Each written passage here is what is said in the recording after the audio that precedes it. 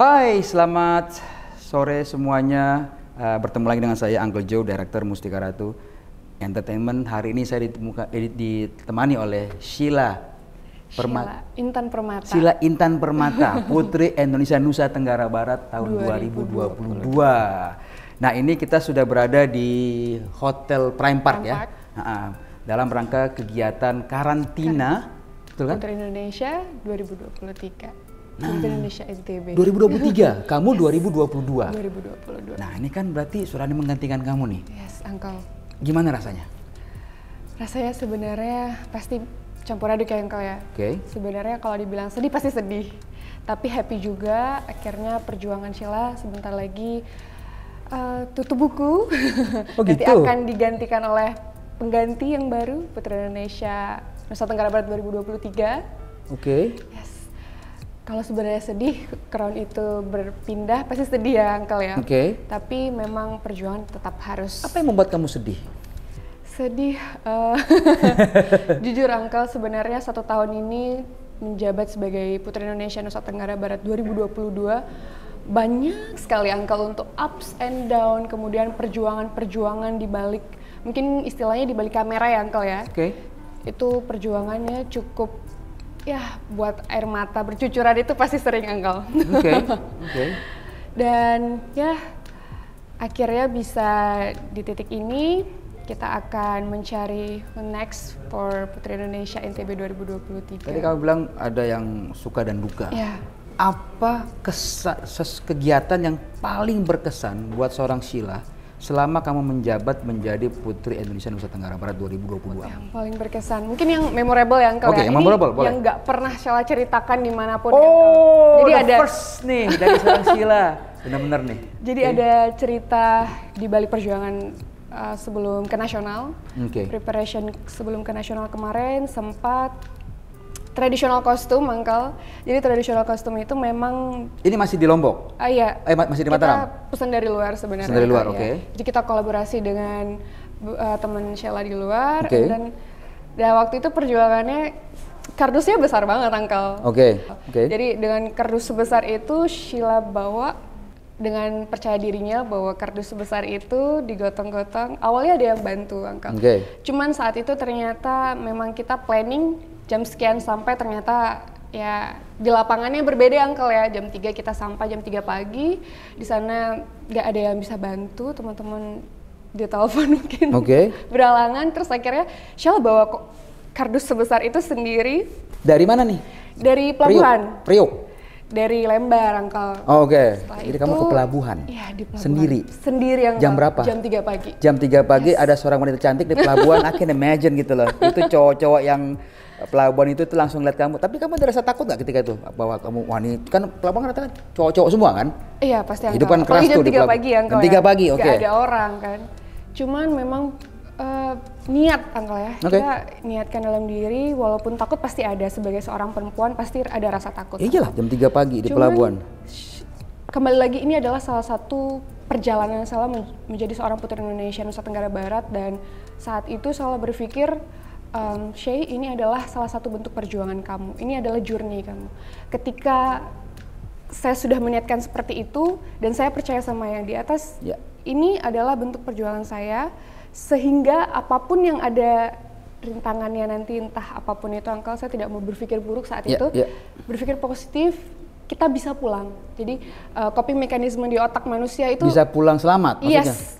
Karena jam 3 pagi Uncle ya. Oke, saat itu dengan percaya dirinya saya bawa kurang lebih 1 jam nunggu di pelabuhan karena nggak ada driver yang bisa bantu jemput saat itu. Dan akhirnya ya bisa, walaupun memang sedikit ada lika-liku ya Uncle ya. Saat itu kita menunggu, kita nggak tahu mau dijemput oleh siapa saat itu. Tapi kan kamu kesana nggak pakai ini kan, nggak pakai selempang kan? Karena kamu bisa pakai selempang. Basicnya sebagai atlet taekwondo nggak boleh takut ya Uncle ya. Oh, kamu yang atlet taekwondo kan? Oke, alright. Jadi berpikir, ya nggak mau berpikir sampai terjadi yang aneh-aneh Uncle ya. Tapi alhamdulillah memang kalau kita niatnya positif, kemudian kita yakin sama yang di atas, akhirnya sampai di rumah, walaupun memang pasti ada yang namanya yang colek-colek ya Uncle ya, maksudnya Oke. Cuman bersyukur sekali saat itu ternyata saya yakin dan saya percaya Uncle ketika kita berpikir positif, kemudian kita yakin sama diri kita, karena saya percaya juga Uncle ya, sebenarnya musuh terbesar atau kompetitor terbesar itu adalah diri kita sendiri Uncle. Jadi ketika kita bisa melawan ego atau rasa takut, contoh sederhananya adalah rasa takut dari diri kita dan kita bersatu, saya yakin sama diri saya, akhirnya ya dapat ya, akhirnya kamu bisa ambil itu. Yes. The worst situationnya apa kamu waktu itu? Bahwa kamu takut pulang tidak selamat atau barang nggak dapat? Iya, jadi ada driver lokal yang memang mungkin kesannya sedikit maksa ya Uncle ya, dan waktu itu memang nggak biasa, biasanya selalu dijemput, nggak tahu kenapa, mungkin kalau pesawat delay ya Uncle ya, saat itu juga pesawat kapalnya tiba-tiba mundur waktunya, kemudian jadinya kita nyampainya juga lebih lama, dan teman yang seharusnya jemput on time ternyata bablas karena jam 3. Ini national costume yang kamu pakai di nasional? Yes, betul. Hasilnya apa ketika nasional? Kamu sempat dapat predikat apa waktu itu? Kebetulan untuk traditional costume memang belum rezekinya Uncle, tapi kemarin yang nggak disangka-sangka adalah best evening gown. Nah bajunya ada di dalam itu nggak? Bajunya kebetulan beda. Bukan di dalam yang tempat itu ya? Yes. Alright. Nah, Sila tadi menceritakan tentang pengalaman yang unik atau mungkin yang berkesan yang dialami selama... Ini nggak pernah diceritain kemana-mana ya? Ya maksudnya untuk seorang wanita cantik jam 3 pagi di pelabuhan, I can imagine bahwa seperti apa tuh rasanya gitu. Tapi maksudnya ini yang dilakukan untuk mendapatkan apa yang sudah dia persiapkan. Nah, kita pengen tahu nih dari finalis NTB Putri Nusa Tenggara Barat 2023, mereka punya kisah apa? Mau tahu seperti apa kisahnya? Kita invite mereka. Ini dia 15 finalis Putri Indonesia Nusa Tenggara Barat 2023. Silakan.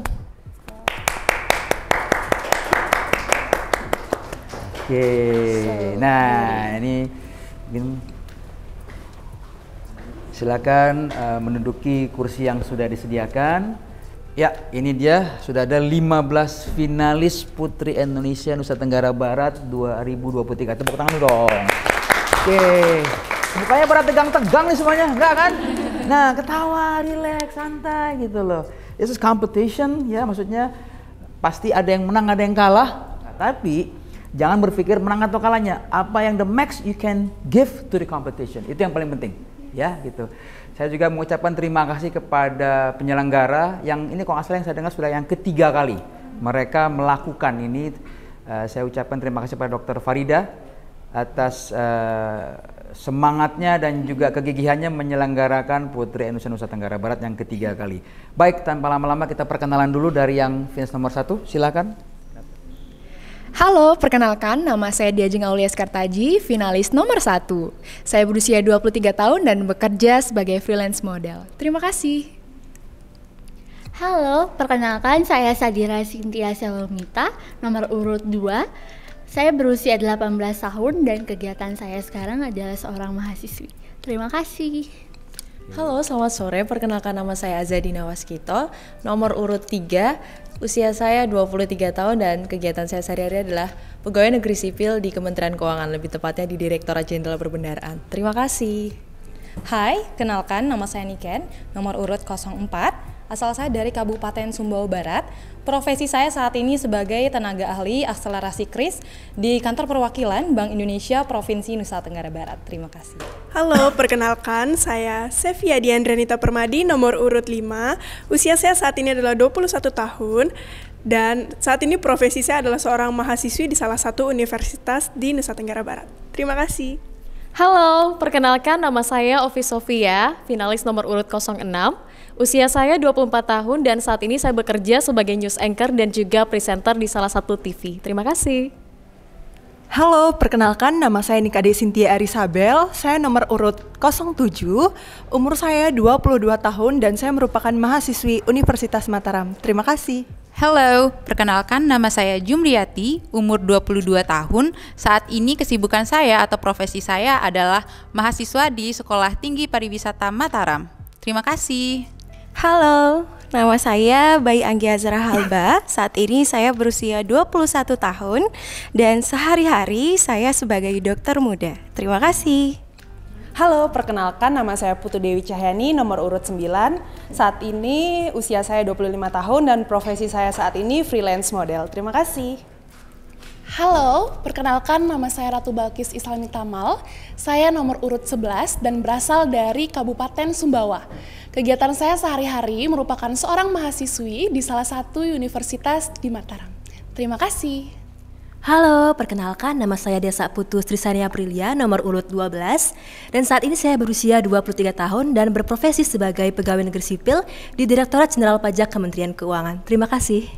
Halo, perkenalkan nama saya Ade Latifah Fitri, finalis Putri Indonesia NTB 2023 nomor urut 13. Saat ini usia saya 25 tahun dan saya bekerja di salah satu NGO nasional bernama IPPA atau Indonesian Planned Parenthood Association.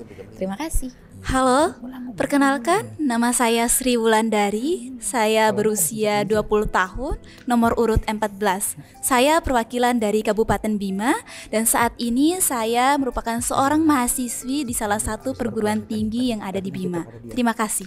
Halo, perkenalkan nama saya Nimade Silvia Lestari. Saat ini usia saya 19 tahun dan saya perwakilan dari Kabupaten Lombok Barat. Kesibukan saya saat ini sebagai seorang mahasiswi. Terima kasih. Oke. Nah, tuh Sheila, 15 finalis sudah memperkenalkan dirinya. Oke. Apa sih yang menarik sebenarnya yang orang tahu tentang Up and Close adalah your true story. Yang orang tidak pernah tahu. Ini kita lakukan Sheila. Atau Sheila waktu itu pernah ikut gak yang tayangan sama Uncle waktu itu?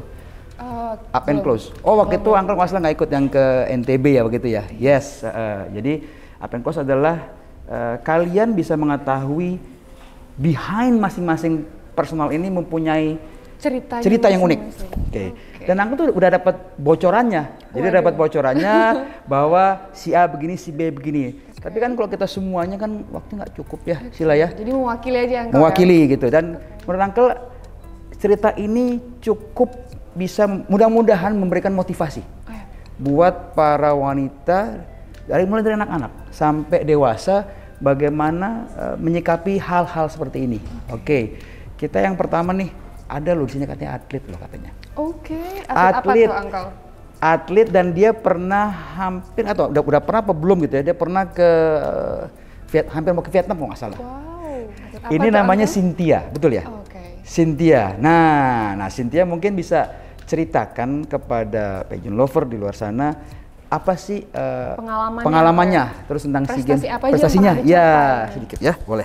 Oke, baik Uncle. Jadi di tahun 2021 itu tepatnya di bulan Mei ada pemilihan untuk seleksi nasional SEA Games Vietnam dan kebetulan ada beberapa provinsi yang mendapatkan kuota untuk mengikuti seleksi tersebut melalui kejurnas sebelumnya dan alhamdulillah Nusa Tenggara Barat mendapatkan kesempatan untuk mengikuti seleksi tersebut. Dan pada saat itu kuota yang tersedia adalah untuk trio aerobik gimnastik dalam kategori senior. Sedangkan pada saat itu umur saya belum cukup umur sebenarnya untuk masuk ke kategori senior. Tapi dikarenakan salah satu anggota dari trio tim aerobik gimnastik NTB berhalangan untuk ikut, jadi Cynthia menggantikan posisi teman Cynthia itu menjadi trio di perwakilan seleksi nasional SEA Games dengan banyak pertimbangan dari Kemenpora. Nah, Hamin 3 minggu seleksi nasional, Cynthia baru latihan koreo pertama dengan 2 rekan Cynthia. Dan itu koreo pertama yang Cynthia pun nggak tahu sebenarnya gerakan itu apa. Tapi dengan segala keyakinan dan support dari orang tua, Cynthia bisa menghafalkan koreo, menumbuhkan chemistry dengan teman-teman yang lainnya, sehingga akhirnya di bulan Juni 2021 Cynthia menjadi perwakilan termuda yang berpartisipasi dalam seleksi nasional SEA Games tersebut. Saat pertandingan itu berlangsung, Uncle, semua berjalan baik. Waktu pertandingan senam itu durasinya 1 menit 30 detik. Dan saat detik terakhir menuju ending gerakan, Cynthia mengalami cedera di kaki bagian kiri. Dan jujur itu bener-bener awalnya nggak bisa jalan dan sakit banget. Memaksain diri pun masih pincang-pincang Uncle, karena emang cederanya lumayan banget di kaki sebelah kiri. Jujur nggak tahu kenapa ya Uncle, pas pertandingan rasa sakitnya tiba-tiba hilang karena semangat, teriakan, support dari semua orang itu benar-benar mendukung banget buat Cynthia. Dan itu hal yang bikin Cynthia sadar bahwa nggak ada hal yang nggak mungkin di dunia ini selagi kita punya niat. Dan akhirnya sampai ending pun selesai, semuanya berjalan dengan lancar walaupun setelah ending baru kerasa sakitnya.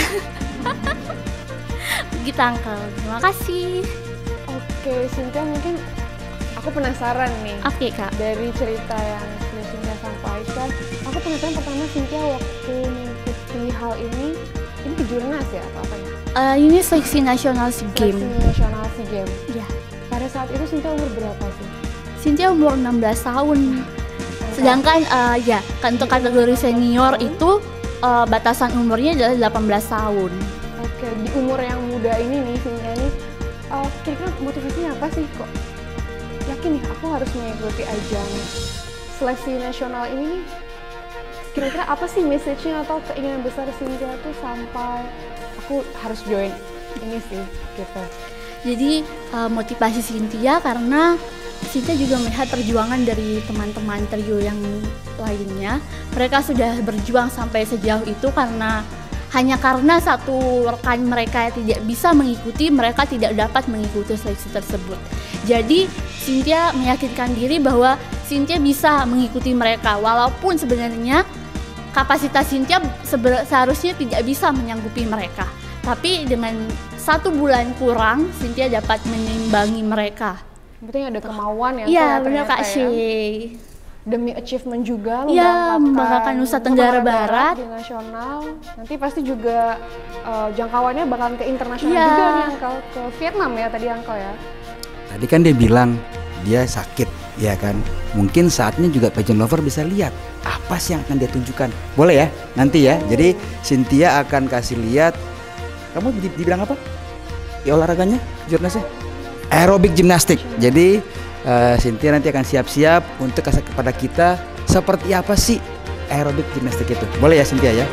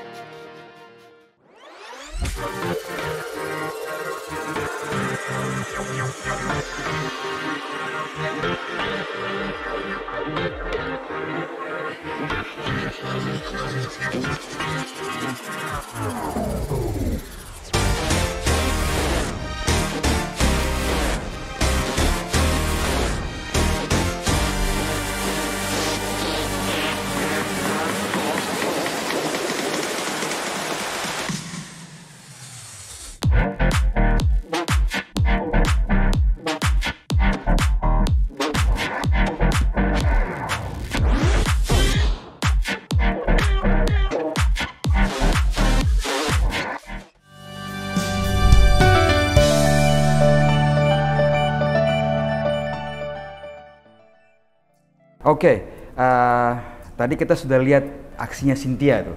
Seru banget ya, seru ya. Oke, good. Nah, dari Cynthia kita pindah. Ini agak sedikit tragic nih. Sheila, saya dapat info.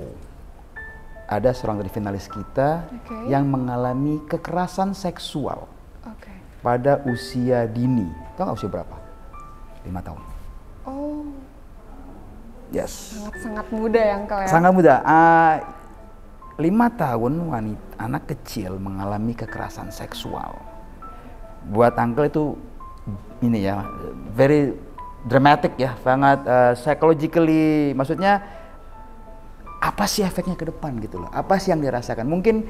Tapi gini, kita juga ingin tahu bagaimana dia cope with it, bagaimana dia menyikapinya, bagaimana dia bisa melakukan, mengkontrolling, bahkan mungkin melakukan sebuah tindakan yang akhirnya bahwa saya bisa get over it. Nah itu yang kita pengen tahu. Trauma healing ya. Exactly, betul. Nah ini datang dari seorang penulis bernama Adele.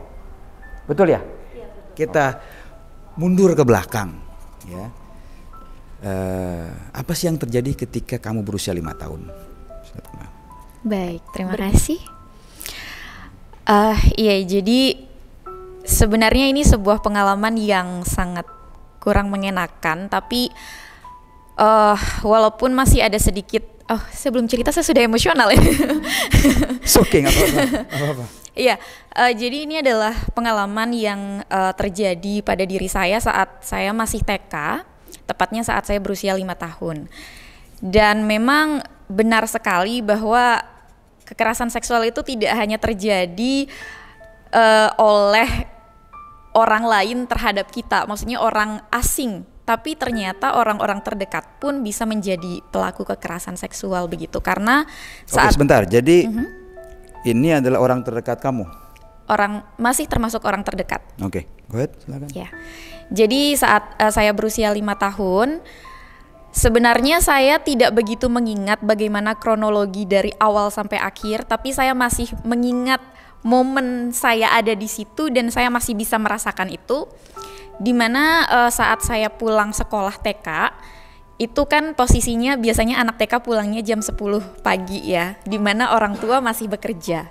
Jadi yang di rumah itu adalah beberapa asisten rumah tangga, salah satunya adalah si pelaku ini, begitu. Tapi saya masih mengingat dengan jelas bagaimana itu terjadi di kamarnya yang dia tempati di rumah saya, dan saya masih mengingat saya masih menggunakan pakaian sekolah TK saya. Kemudian dengan mungkin saya juga ingin mohon maaf karena ini agak sedikit triggering, mungkin untuk beberapa orang ini akan sedikit triggering, jadi bisa di skip kalau misalnya agak sedikit mengganggu. Karena memang saya masih sangat mengingat dengan jelas posisi saya masih menggunakan pakaian sekolah, kemudian saya tidur di kasur yang ada di sana, dan saya tidak melihat wajahnya dia, saya tidak melihat bagaimana dia melakukan itu ke saya, tapi karena posisinya saya tidur dan mata saya ditutupi bantal. Oke, dan jadi ini apa ya, kamu di tindakan ini juga dilakukan dengan cara kekerasan, maksudnya dalam artian dia melakukan menutupi mata kamu sehingga kamu tidak bisa melihat ya. Betul.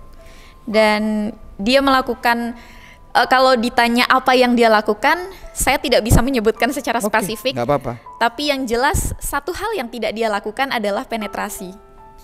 Jadi bisa dibayangkan selain itu dia melakukan segala hal, begitu. Dan itu tidak terjadi sekali, itu terjadi beberapa kali.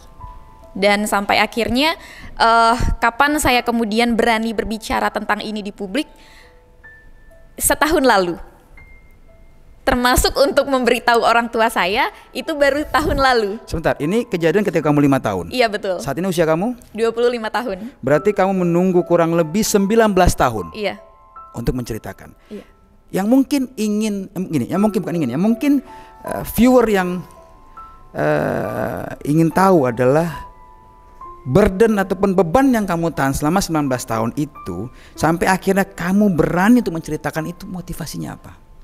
Baik, jadi sebenarnya saya memang menyimpan hal ini selama bertahun-tahun, tapi di sisi yang lain sebenarnya saya cukup mulai vokal membicarakan tentang kekerasan seksual di media sosial pribadi saya tanpa menyebut pengalaman pribadi saya, karena saya posisinya saat itu masih menyalahkan diri saya sendiri sebenarnya, karena saya berpikir kenapa ya saat saya kecil mengalami hal itu saya tidak melawan, apakah pada saat itu saya menikmati, apakah pada saat itu, pokoknya saya tetap menyalahkan diri saya begitu, dan itu yang membuat saya takut untuk bercerita kepada orang lain.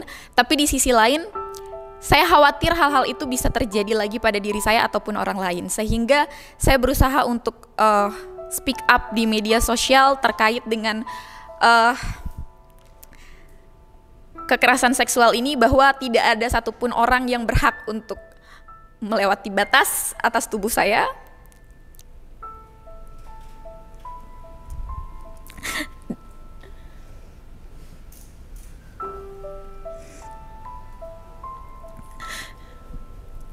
Dan tidak ada orang lain juga yang pantas untuk merasakan hal ini. Hingga akhirnya saya membentuk sebuah komunitas bernama Komunitas Senyum Puan yang bergerak di bidang kesetaraan gender, khususnya untuk menangani kasus-kasus kekerasan seksual. Tapi kemudian menjadi ironis karena saya sebagai founder dan ketua tidak mampu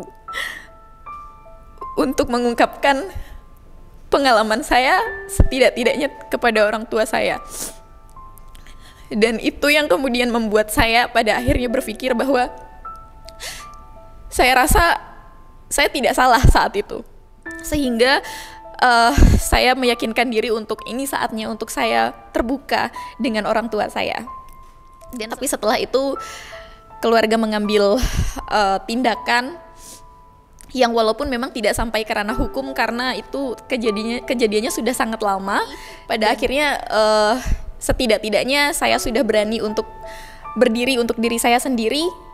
Saya mendapat kekuatan dari situ, dan saya merasa bahwa ini harus saya pegang terus untuk bisa membantu perempuan-perempuan lain. Oke. Adel, mungkin sedikit pertanyaan nih buat Adel tentang kisah Adel tadi yang sudah diceritakan dengan kebesaran hati Adel. Kira-kira nih Adel, di luar sana pasti banyak sekali yang pernah mengalami atau sedang mengalami atau nantinya mungkin kita nggak pernah tahu akan mengalami hal tersebut yang Adel rasakan. Adel bisa sarankan untuk teman-teman di luar sana se-Indonesia, kira-kira apa nih saran dari Adel? Iya, untuk teman-teman di luar sana yang mungkin menjadi korban kekerasan seksual juga, saya ingin kita semua punya keyakinan dalam diri bahwa ketika kita menjadi korban, itu bukan salah kita, itu bukanlah sebuah aib yang harus membuat kita malu ataupun takut untuk berbicara. Jadi saya berharap orang-orang di luar sana, khususnya perempuan, punya keyakinan itu dan punya keberanian untuk setidaknya bercerita pada orang yang dipercaya, dan tidak hanya untuk korban sebenarnya, juga untuk orang tua yang punya anak-anak kecil, yang masih kecil. Saya berharap lebih banyak komunikasi dengan anak, karena hal-hal kecil itu untuk menanyakan bagaimana harinya, kemudian apa yang pengalaman-pengalaman yang dia alami seharian ini, itu akan melatih anak-anak untuk kemudian merasa dia ada tempat berlindung, sehingga ketika terjadi sesuatu mereka akan jujur dan tidak takut untuk dihakimi dan lain sebagainya, atau tidak takut dimarah gitu. Seperti itu. Dan juga untuk semua orang untuk kemudian lebih mendengarkan para korban. Satu prinsip dalam menangani sebuah kasus kekerasan seksual adalah tetap berpihak pada korban sampai terbukti sebaliknya. Jangan pernah takut untuk berbicara dan bersama-sama untuk menciptakan ruang aman itu.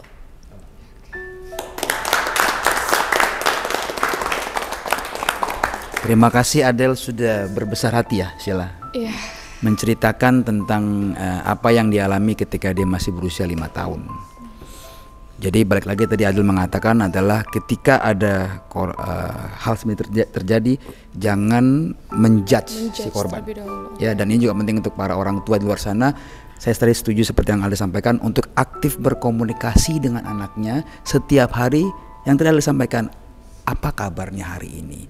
Apa yang kamu lakukan hari ini? Jadi kadang mungkin orang tua saat ini kan bekerja ya, suami dan istri bekerja, akhirnya mungkin menyerahkan anaknya kepada ART. Ya udah, yang penting ada ART aman lah gitu. Tapi tetap tadi Adel sudah sampaikan, bukan mengenai ada pengasuh apa tidak, tapi tetap sebagai orang tua harus mempertanyakan setiap hari kabar anaknya seperti apa. Adel, semoga yang tadi kamu sampaikan bisa memberikan motivasi buat yang menonton tayangan ini, dan mereka berani untuk menyampaikan kepada siapapun pihak ataupun keluarga ataupun pihak berwajib kejadian yang mereka alami. Terima kasih banyak Adel sudah sharing kepada kita sore hari ini. Baik, dari Adel kita pindah nih Sila.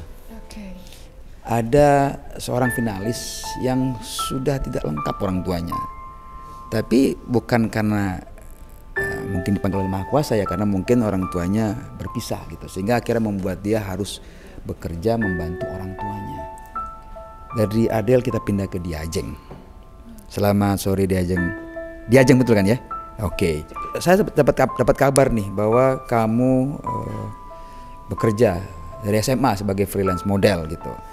Terus infonya juga katanya kamu bekerja karena orang tua ayah tidak ada gitu ya gitu. Sedikit aja mungkin kira-kira apakah memang waktu itu kamu bekerja memang kondisi kamu sama orang tua kamu atau adik-adik kamu memang harus membuat kamu untuk bekerja atau bagaimana? Baik, terima kasih Uncle Joe. Sama-sama. Dan teman-teman semua.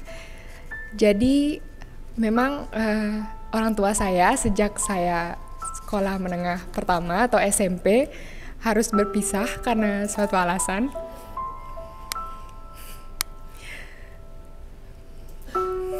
Sorry, it's okay. Jadi emosional dulu. Waktu itu memang saya tidak tahu alasannya kenapa. Saya selalu terima apa yang orang tua saya putuskan untuk kami.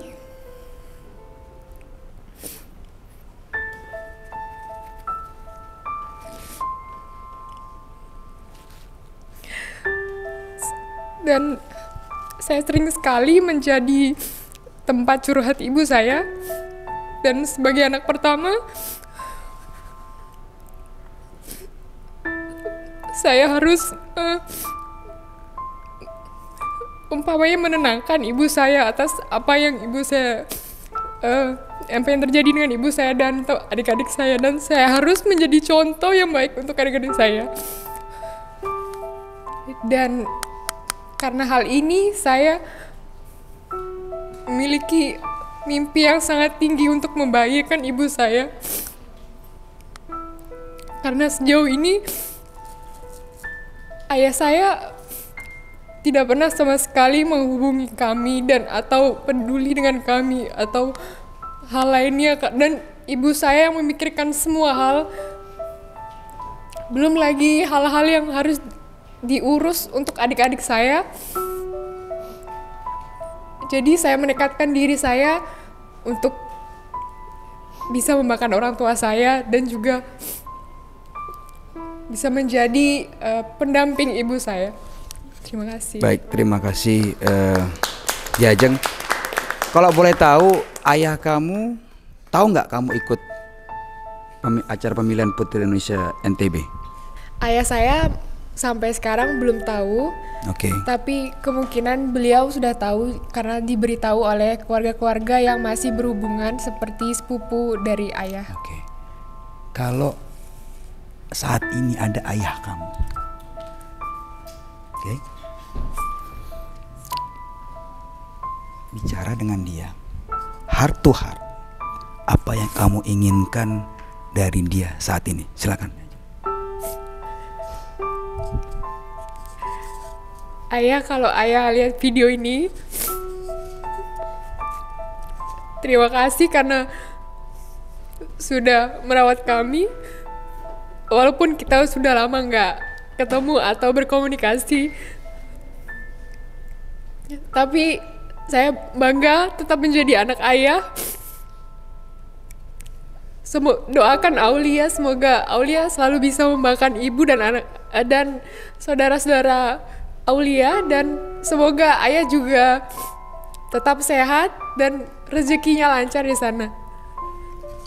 Baik, terima kasih Diajeng. Semoga ayahnya Diajeng menonton tayangan ini dan semoga dia bisa hadir hari Jumat di Prime Park di Lombok untuk menyaksikan anak sulungnya sedang berjuang menuju pemilihan Putri Indonesia Nusa Tenggara Barat tahun 2023. Terima kasih dia yang sudah sharing sama kita. Terima kasih Uncle Jo. Silakan duduk. Ya. Dengan cerita dari mereka dapat memberikan motivasi ya. Motivasi untuk para wanita di luar sana bahwa ya walaupun dengan keterbatasan, betul, kekurangan yang kita miliki, tapi kita bisa menjadi sebuah inspirasi untuk wanita di luar sana yang mungkin mengalami hal yang serupa ya Uncle ya. Betul, serupa. Jadi kita berarti kata kunci adalah inspirasi. Nah, kita ada di kota Mataram yang katanya kan semboyannya adalah kota dengan 1000 masjid. Nah, dilihat dari kota 1000 masjid ada 5 orang finalis yang memiliki hijab. Mungkin ada hal yang lumrah ya, Sheila ya, bahwa the chance kesempatan wanita hijab di nasional seperti apa sih? Iya kan? Maksudnya mungkin dilihat dari historinya Putri Indonesia sebelum-sebelumnya mungkin tidak, tapi Angkel nggak tahu. Mungkin ya. Tapi ini kan menjadi acuan. Iya kan? Nah, Angkel pengen tahu dari 5 orang ini yang finalis NTB ini yang memiliki hijab, apa yang buat motivasi kalian tetap ikut ajang ini walaupun kalian tahu chance-nya mungkin tipis gitu. Jadi ada mungkin yang mau jawab untuk mengenai hal ini? Oh, silakan. Ya, boleh berdiri ke Mas Ivan. Baik, terima kasih sebelumnya Uncle. Sama-sama.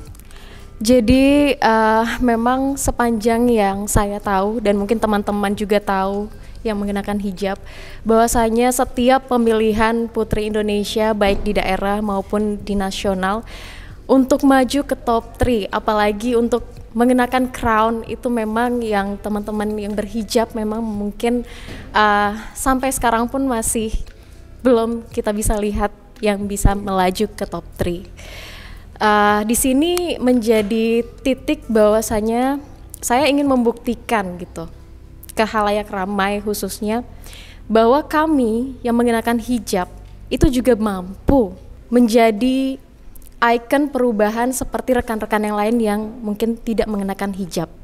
Saya ingin membuktikan bahwasanya hijab ini, kain yang menutupi aurat kami sebagai muslim ini, tidak akan menjadi halangan untuk kami dapat bersuara, menyampaikan advokasi dan menyampaikan hal-hal yang mungkin bisa memajukan daerah kami masing-masing. Seperti itu, Uncle. Tepuk tangan, keren. Terima kasih. Baik, nah mungkin Sheila bisa kasih tambahan kali ya, kan Sheila yang sudah ikut nasional nih. Iya kan gitu, jadi apa nih motivasi Sheila untuk teman-teman wanita berhijab luar sana yang mengikuti ajang seperti ini? Oke, mungkin kita lebih sharing ya Uncle. Boleh, sharing. Memang sebenarnya change atau kesempatannya di nasional sendiri untuk yang berhijab sampai saat ini masih hanya untuk Aceh. Kita untuk finalis dari Sabang sampai Merauke hanya Aceh yang menggunakan hijab mungkin yang UNOS kita nggak pernah tahu, mungkin Nusa Tenggara Barat bisa mewakili. Why not, never know, ya kan? Hijabnya tetap bisa melenggang ke nasional ya. Ke nasional ya. UNOS kita nggak pernah tahu kesempatan itu, so pastinya saya pribadi ingin tetap memberikan semangat buat teman-teman Putri Indonesia, finalis Putri Indonesia Nusa Tenggara Barat 2023 buat kalian, walaupun kalian berhijab tetap tampilkan yang terbaik yang bisa kalian tampilkan. Tetap yourself, tetap berikan semangat. Tujuan kalian sebagai finalis Putri Indonesia ini apa? Nah, itulah yang ingin kita lihat ya Uncle ya sebagai Putri Indonesia. Betul. Nah, kita sudah sampai ke penghujung acara. Ya, jadi tadi teman-teman sudah melihat beberapa kisah dari finalis Putri Indonesia dari Nusa Tenggara Barat. Tidak semua kisahnya happy, tidak semuanya ceria, tidak semuanya bahagia, tapi mereka tetap ada di sini. Itu yang paling penting. Jadi apapun yang terjadi di masa lalu bukan menjadi sebuah hal yang membuat mereka untuk tidak maju bergerak ke depan.